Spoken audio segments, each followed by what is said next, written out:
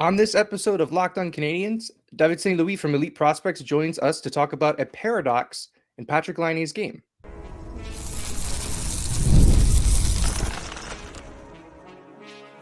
You're Locked On Canadiens, your daily podcast on the Montreal Canadiens, part of the Locked On Podcast Network, your team every day. Hello and welcome to episode 1138 of Locked On Canadiens. Thanks for making us your first listen of the day and for subscribing on YouTube and wherever you subscribe to podcasts. Doing that supports the show and ensures you don't miss an episode. Today's episode is brought to you by Gametime. Download the Gametime app, create an account, and use code LOCKEDONNHL for $20 off your first purchase. I am Ian Boisvert, also known as @MaybeIt'sIan. I am joined, as always, by the incomparable Laura Saba, known as the Active Stick. And today we are joined by a very special guest. He is prospects writer extraordinaire at eliteprospects.com and all-around great analyst of the game. It's David St. Louis. David, how are you doing? Thanks for taking the time to meet with us today. I'm doing great. You? Can't complain. We get to talk about Patrik Laine again. That's everybody who knows me on this show knows that that's like my favorite thing to do right now. So, this is going to be a great day. Yeah, he's also one of my favorite players to watch and break down and just look at. Really, really fun prospect. And sorry, I'm so used to writing about prospects that I call everyone prospect. He's a player. He's an actual NHL player. So, yeah. The way people talk about him, though, it is sort of like a prospect, right? We're trying to see if he reaches potential here in Montreal, right? Yeah, and that's exactly the right way to think about him and frame it right now, because he's kind of a restart in his career, and I have great hopes that he's going to be able to pull it off. Yeah. And that's why we wanted to have you on, David, because you are, honestly, in my opinion, one of the most respected analytical minds in hockey. And as you said, you generally do concentrate on prospects. But when the Laine trade happened, we saw that you'd done an analysis, and you said that he was a very special type of player. I think those were your words. And so we immediately wanted to talk to you about that, because I feel that everybody kind of has this narrative in their head about change of scenery. It didn't go well in Columbus and things like that. When we first floated the idea of a Patrik Laine trade, people weren't happy with it. And then the trade happened. And then all of a sudden, most of those people came around.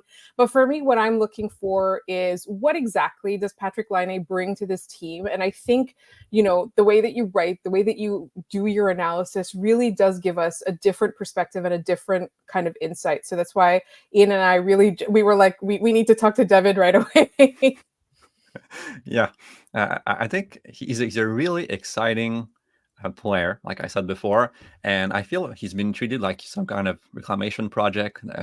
One of those players that get traded in the off season and they get to a new team and they're very down in value, and I guess his value dropped. But he's like you said, he's a very, like I said in my title, he's a very, very, very special player. Like in terms of pure ability, he's up there in the franchise, if not the most skilled player, and the player with the most potential, even except for maybe Ivan Demidov, but we'll talk about him later.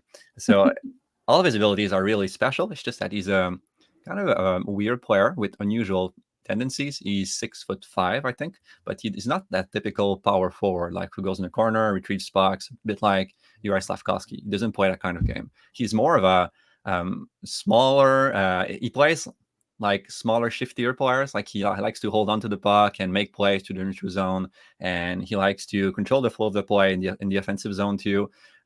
That's why he played for a time with Johnny Gaudreau in Columbus, and that pairing didn't work super well because they're both very puck dominant forwards, and so that's unusual for someone who's a shooter, who's a 6'5". Usually think about those players as puck retrievers, and they go to the front of the net and they like to find space away from the puck to set up their shots. And Patrik Laine can do this, but again, he needs to build the right chemistry with teammates, and he's more of a playmaker in his own way. So a very unusual, very, very fun player to analyze. And I think everyone is going to have a lot of fun following his progress this season. It might take him a bit of time to really get up to speed, but if he finds the right fit in the lineup, I think he could really explode, like, and go back to maybe not to reach the super high heights that we projected for him in his draft year, but like get up there in terms of goals, like 40 goals and more.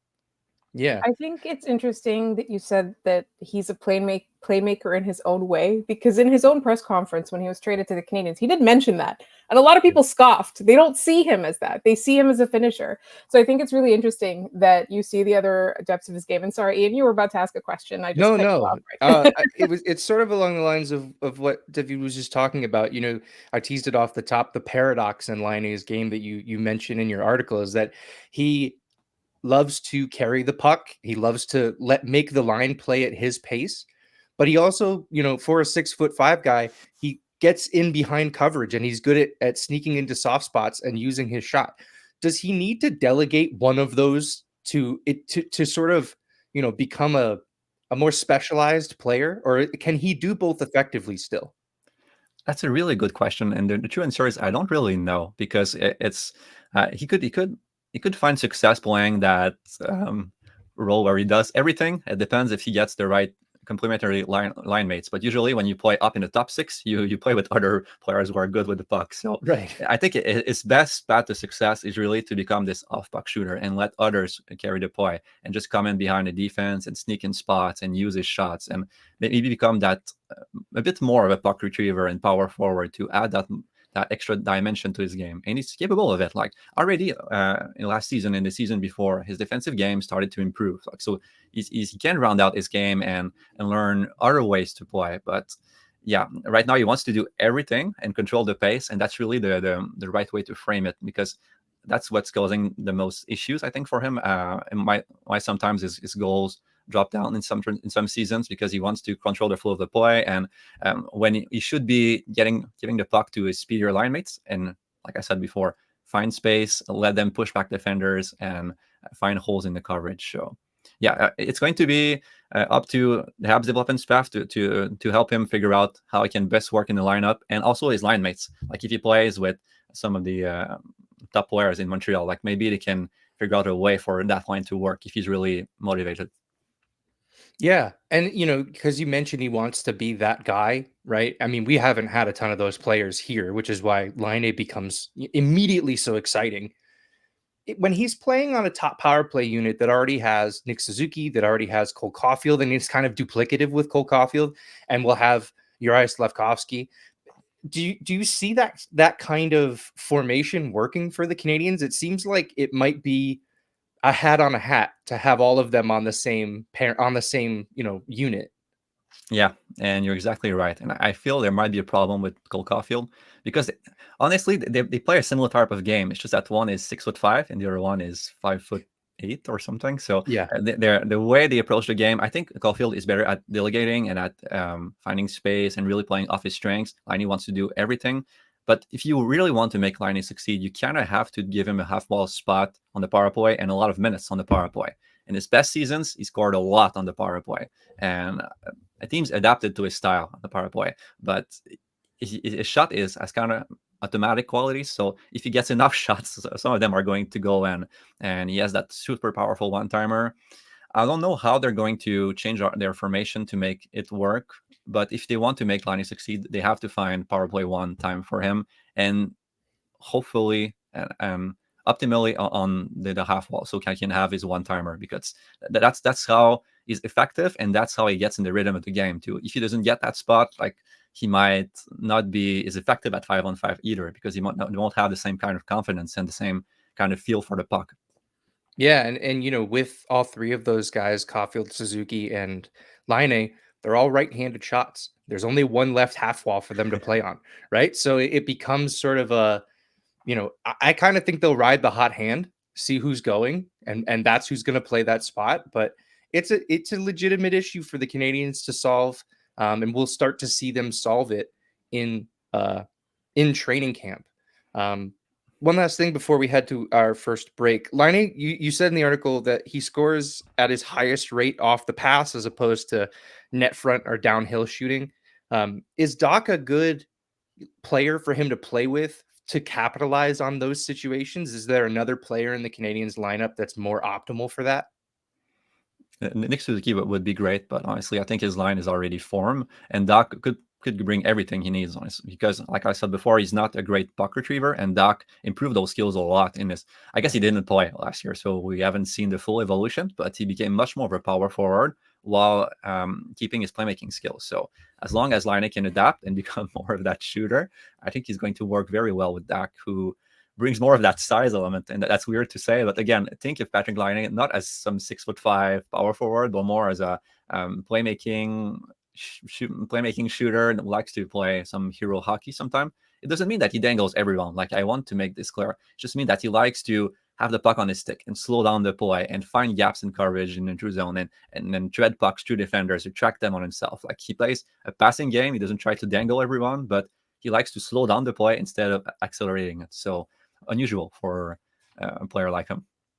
Yeah, really great stuff so far. We're going to get back into the Patrik Laine talk and try to figure out if Montreal is the right fit for him moving forward. And we're going to get into all of that in just a moment. I love being in the middle of the action, whether that's taking in a concert or enjoying a night at the ballpark. It's just more fun being there. I've mentioned this before, but last summer I got to see Shohei Ohtani up close and personal, and it's something I will never forget. The place where you can go to get to the events that you want to see is Gametime. We're big fans of Gametime here, thanks to their all-in pricing. This is a setting in the app that you can toggle on, so Gametime tells you exactly how much you'll be paying to get in. No hidden fees. Plus, with their seat views, you know what kind of action you'll be able to see. And with their lowest price guarantee, you know you're getting the best deal for your tickets. Take the guesswork out of buying tickets with Gametime.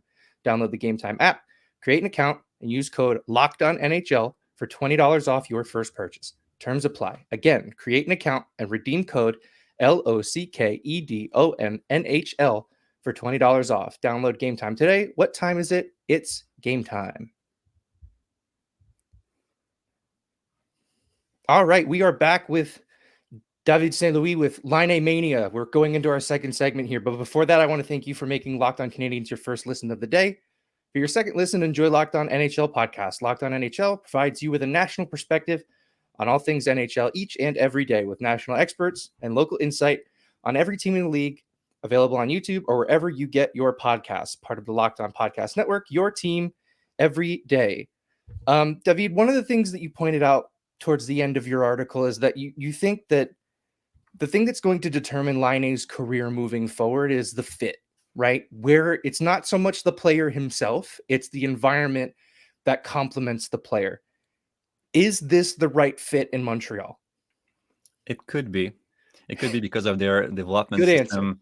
Yeah, I stopped talking in absolutes now because it's so hard to get to predict hockey and all of this. So I like to say things like it could be because of the development staff. I think Martin St. Louis is going to be a great fit for him. Like he's going to teach him other ways to think about the game that he doesn't necessarily have, and I think some of the way they think the game also meshes pretty well. So I'm excited to see that pairing, not on the ice, but like the coach and player. And it's also they have those kind of playmaking centers that may force Laine to choose his strengths. Like we said before, he may let Suzuki or probably Dak carry the puck more and mold his style to another center who's pretty puck dominant. So that may help him develop in the right way. But again, to succeed, by that I mean that he's older. He's not a prospect anymore, unfortunately. Right. So when a player is older, it's not as much about development, but more about fit. Like, you see what that player is, what his strengths are, and you need to find the right line mates to complement that. And I think Montreal has those line mates. It's just that the power play, like we talked about, is going to be the main issue. I think, because they have to find a spot that works for him. They have to give him high minutes, and they have to give him a lot of puck touches in good spots. And some other players on the team already have those spots. So it's about seeing if they want to prioritize getting someone who has elite skill on the right track or the development of their younger players still. And if they get Laine on the right track, honestly, it might be even, I'm not saying that you're not developing your prospect, but it might be even really worth it to give him those minutes and those puck touches, because he could become something special, and he's still pretty young. So like I said before, he's not a reclamation project. He's more than that. He's still a special player who just needs the right fit and the right line mates and the right support to succeed, I think. So I just want to bring everybody down now. We've had so much joy. We've had way too much joy on this podcast for the past 2 weeks since Ivan Demidov. What scenario do you think would lead to a disappointment in Patrik Laine? Like, how can the Habs screw this up? Um, I think that the main scenario that leads to disappointment is if Laine is not as committed as he's saying, and he comes in training camp and he's a step behind and he doesn't figure it out and he falls behind, and then you're forced to downgrade him. If you put him down your lineup, and he won't find another game that's going to make him effective down the lineup. If you want him to succeed, you have to give him those prime spots, and you have to hope he figures out. It might take him a bit of. It's normal if it takes him a bit of runway to get there. Like he might play down the lineup at first and then work his way up to those spots because he hasn't played in a while. But I guess that's the case for everyone in training camp, but maybe more for him, it's going to be harder. So I think he's going to be the main culprit if it doesn't work. Not necessarily the team, because I think they understand how to make players succeed. They've shown in the past with Cole Caulfield when they changed coaching staff, and with Juraj Slafkovsky, they understand that players need minutes. So I have faith in the organization. The main question mark is really Patrik Laine and fit in the lineup, especially the power play. Yeah, I mean, that power play, I think I keep coming back to it as well, because it's crucial, honestly.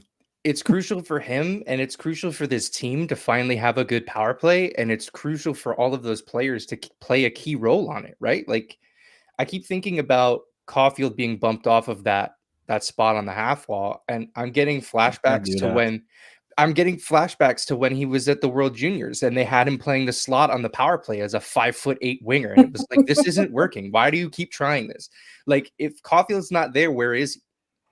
Yeah, he has to remain there, and Patrik Laine has to be there too. So I'm glad it's not my problem, honestly. But in the bumper spot, you want someone that can distribute the puck and really play well off, attract the pressure on himself and make those bump passes. Caulfield can do this a bit, but like someone like Suzuki would be better.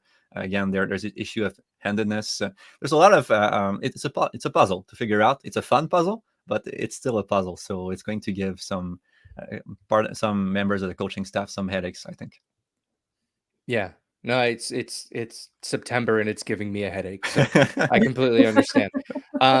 You in your article, you lay out a really wide range of potential outcomes for Patrik Laine, because I think that's the reality. Is he's either, hey, it was a good risk, you didn't really lose much, but it just didn't work, and now you're probably eating the last year of the deal to send him somewhere else.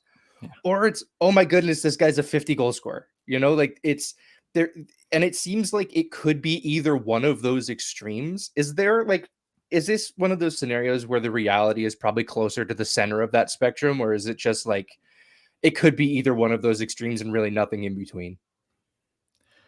I don't see how he doesn't work out as an NHL player and stays a top 6 player. Like, he's too talented for this, unless his heart is not in it anymore, and that's a complicated conversation. Like, that's the only scenario where I see him not fitting on this team or any team in the NHL. Like, he's one of those players that are too special not to at least become like serviceable top 6 forward with flashes of like the 10 games scoring streak and things like this. So yes, maybe the most realistic bet would be to aim somewhere in the middle, but it's not fun, honestly. It's better to aim for one of those. But I don't know how it's going to go. But I have more faith that it's going to turn back into something special than bust out completely. But that feels unrealistic for me. Yeah. I mean, we've had a summer of extremes. Like, people reacted to this trade either very positively, and there were a very small group of people who weren't a big fan of just the player coming into Montreal. So I mean, it's exciting from the aspect that even if playoffs are a distant goal for the Canadiens this year, there are still things that we have to watch that are going to be considered long-term victories if they play out, right? Like, if Patrik Laine comes back to form, the way that I think the league looks at this team shifts overnight, because we're getting Ivan Demidov next year. We have young defensemen coming up. Like, it shifts overnight, and it goes from, this team is probably going to finish last in their division to this team might challenge, for the top spot in the division at some point in the near future. So I think that's why there's so much focus on Patrik Laine working out in Montreal. And it's why that article I thought was so helpful in trying to figure it out. Yeah, thank you. Even if it doesn't make the Habs into a contender, it's going to make them exciting to watch. And like they're not vanilla anymore. Like it's not the past years, far in the past actually now, because they have had exciting prospects for a few years now and then exciting players. But it's even more of this now with Demidov and Laine. Like there are more reasons to watch and follow the team. So it's honestly really fun for fans. Yeah. Well, that's going to have to wait. We're going to cut off Laine Mania now. When we come back, we are going to enlist David's help in figuring out what makes Montreal's prospect pool so special, and we will get into all of that in just a moment. We're driven by the search for better. But when it comes to hiring, the best way to search for a candidate isn't to search at all. Don't search, match with Indeed. If you need to hire, you need Indeed. Indeed is your matching and hiring platform with over 350 million global monthly visitors, according to Indeed data and matching engine that helps you find quality candidates fast. Ditch the busy work. Use Indeed for scheduling, screening, and messaging so you can connect with candidates faster. And Indeed doesn't just help you hire faster. 93% of employers agree Indeed delivered the highest quality matches compared to other job sites, according to a recent Indeed survey.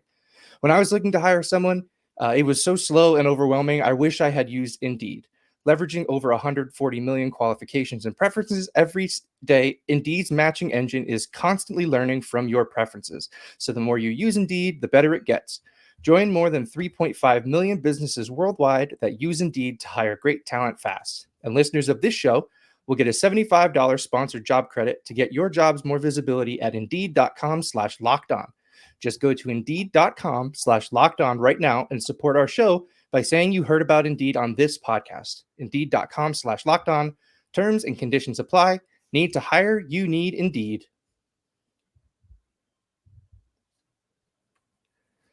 All right, we are back. Home stretch. David, you're obviously the prospects guru. We don't have the time to watch all of these guys. You love watching these guys. The elite prospect pools are being released, and I'm noticing that we are getting into the top 5, and Montreal's has not been released yet. I think we wanted to take some time just to figure out what it is that makes Montreal's prospect pool so special. It's everything. Some prospect pools are up there because of their depth. Most are there because they have elite players. I think Montreal has both. Like it's a very complete pool. They lack some elements still. Like you don't have everything, but in terms of completeness, it's one of the best in the NHL. Like they have everything, and there's not a massive dropout in talent at any point in the pool. It's just slowly diminishes in terms of potential. Like they have all sorts of interesting B-level prospects, C-level prospects, and they have Ivan Demidov, and he's the main reason why they're so up there in our ranking. I can really reveal the spoiler. They're coming out tomorrow, so they're going to be at third in our list, with just Chicago and San Jose ahead. So it's pretty good spot, honestly. Yeah. One of those teams just picked first overall, so they're in really good shape. Laura, I'll hit it over to you. Sorry, one of them picked first overall this year. The other one picked first overall last year. Yeah, so. Yeah, it's a really good spot. I think, that's something that's really reassuring to fans. And before we get into like what they still need, I think completeness is a great word for it because, you guys are the experts. You guys are the ones watching these prospects night in, night out. And I think it's really interesting that you talked about it being like sort of like continuously, slowly decreasing in quality as opposed to like this cliff after your number 1 or 2 prospects. And I think, as Canadiens fans, for a long time, we were very used to, there wasn't even the elite, like it started at the cliff, right? And so there, like, it felt like B level was the highest you could hope for. And so it's really, really encouraging. But for me, like, I just want to know, like, how do you guys like make those decisions? Do you compare teams with each other? Do you just make lists and rank the players first? Like, how do you decide how the rankings go? It takes hours and multiple days of arguing with each other. Like, we just list the prospect, and we almost make them fight.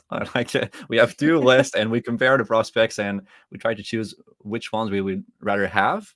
It's always a subjective process, but we do this over multiple days and review our process and redo it again until we end up with something that's logical and makes sense and respects our preferences and the market value of those prospects across the NHL as much as we can understand it. So it's a pretty in-depth process, and we really get the whole team on it. So we have reports from the whole year, from everyone, from their specific regions, and that really helps not just understanding prospects, but comparing them. Kind of like how the Habs did this year. That's exactly what I was about to say. From together. Their draft video, we know that that's how they did it. They put two scouts next to each other and said, "You guys debate these two prospects." So there, you feel that there's like a kind of validation in that for you guys, that like, hey, this is what NHL teams are doing. Like, we should feel really proud of ourselves. Yeah, we try to emulate that process as much as we can. We don't have their resources, but our process is as close as it can get for a public team. We have multiple scouts now, and everyone is very talented, I think, and very invested in what they do. Like, we can't cover everything and know everything. We're going to have a lot of misses for sure, but I think our lists generally tend to make sense. You can argue that they have they're logical to an extent, and our grading system too. So we've refined those things for years now, and we're getting much better at it than we were like 5 years ago. That's why you guys are the gold standard. Honestly, like we always say, if you're going to get one prospect Bible, this is the one that you need. But also recently, you guys were able to hire Hattie Kalakash and Sebastian Heil of Locked On NHL Prospects. I think that kind of, the Habs content is it keeps going, and it's such a good team. Like, we love having all of you guys on. But before we do let you go, we do have to ask, what do you think in the Montreal, like, not necessarily lacking, but they need either more of or better of in their prospect depth? You can always have more of everything to a point. Like, I'm not going to get into a super deep development theory, but you cannot have too many good prospects because some of them are not going to develop. And I've come to understand this the more I do this. They have an elite winger in Ivan Demidov. They have a potential easy to project top 4 defenseman in David Reinbacher, and maybe like they could have an even better and more projectable center, like someone who is really top line center and you're sure of it, like a Macklin Celebrini. They could have that. They have Lane Hudson. He's maybe their elite and potential offensive defenseman, but there's more uncertainty with him than other prospects on other defensive prospects. That's why it was like in the between 20 and 30 on our top 100 affiliated skaters list instead of being top 10. Like, we respect the potential, but we also take into account the uncertainty of the profile. And like he performed very well in his 2 games against Detroit at the end of the NHL year, but it's just 2 games. We have to see him prove that he can do it for longer before we move him up, and then he's not going to be Calder eligible anyway, so he's going to be off the list. So that's too bad, but we would know where we would rank him in spirit. So yeah, maybe that elite, easy to project offensive defenseman. So that's, you have the elite offense from Lane Hudson and easy to project from David Reinbacher, but you don't have a defenseman that combines those two. And that number one for sure, a center. They already have Nick Suzuki, but you cannot have enough of those type of players. But those are super hard to get. Like, you have to draft in the top 5 for multiple years, and your team struggle when that happens. So the 2 prospect pools ahead of them have more of the more exciting even prospects than Montreal. But like I said before, they're very complete, and they have those elements too, and they have a lot of depth. So everything is there. It's just that it could get even more special. Yeah, and that point of them not having that true elite superstar number 1 center, I feel like they're trying to fill that void by getting like a bunch of really good, like Nick Suzuki is a first line center, and then you have Doc and Hayes is on his way. Like, those are good middle of the lineup centers, right? Like, they're trying to build out that depth. Like you said, their prospect pool already kind of is depth across the board. Does that approach work? Like, is that an approach that, like, you think has merit in the NHL? It reminds me of the Vegas Golden Knights before they got Jack Eichel. Was they just kind of had a bunch of second line guys and tried to see if it would work? I think it can. A lot of approaches work. You just don't know it until like you test it out, honestly. And we've seen other teams try this kind of approach. Most teams that end up competing, being top 5 in the NHL standings every year, have those elite special players. Montreal could always have more of them, but they have so many good prospects now that they could get lucky and have one of them really break out in a major way. Like they already have Joshua Roy, who outshot his most optimistic draft year projections, I think, at least from our side. And Michael Age has a lot of top 6 elements in his game. And there's a lot of weaknesses, small weaknesses that he could fix over time, but there are many of them. But the mechanics are really good, like the way he skates, his posture, the way he changes speed through the neutral zone, the way he beats defenders with deception and involves teammates in his plays. Like there are many top 6 elements, just weaknesses dragging them down. Those are things that college players, the weaknesses that he has, college players usually improve them naturally over the years they spend in school. So he could figure it out and become that extra top 6 player who ends up staying at center or complementing one of their already good players in the NHL. So they could get lucky and have one of those players outshoot their projection, because they have so many. They have both quantity and quality of prospects, and that's the way that you get lucky and have someone outperform and become better than you expected. Well, David, you come with a really high presence online, and you have outperformed that. So thanks for taking the time today. Thank That's you. unfortunately Really nice. going to do it for us on this episode of Locked On Canadiens. Thanks so much for tuning in and making us your first listen of the day. And thanks to David St. Louis for joining us today. David, where can our listeners find you and your work? You can find me on Twitter, David_St. Louis. I think that's it. And I make videos on YouTube on the Elite Prospect channel. I write for EP Ringside. If you want to sub like we do, like we said numerous times, we're currently listing the top prospects pool in the NHL, and Montreal is coming out tomorrow or today. Today. It's technically going to be today. It might be a few hours after we drop the episode, but it's the same day. And I wrote about 27 or 28 of their prospects with grades and projections. So it's a lot of work. If you want to support me and support our work collectively at EP Ringside, you can sub and look at our many articles, my Patrik Laine articles. And I always have a Habs focus. Like I write about every prospect pools, but I know which fan base appreciates me the most. So I write about them a bit more. So there's always Habs content, and look at my videos too. It's definitely worth it. Yeah, absolutely. I would recommend Elite Prospects Ringside to anybody else who isn't already on there for some reason. You should be on that site. Thank you. Yeah. That's going to do it here for your second listen. Head over to Locked On NHL to see what else is going on around the league. As a reminder, we are free and available everywhere you get your podcasts, including YouTube. So be sure to subscribe to Locked On Canadiens so you don't miss an episode.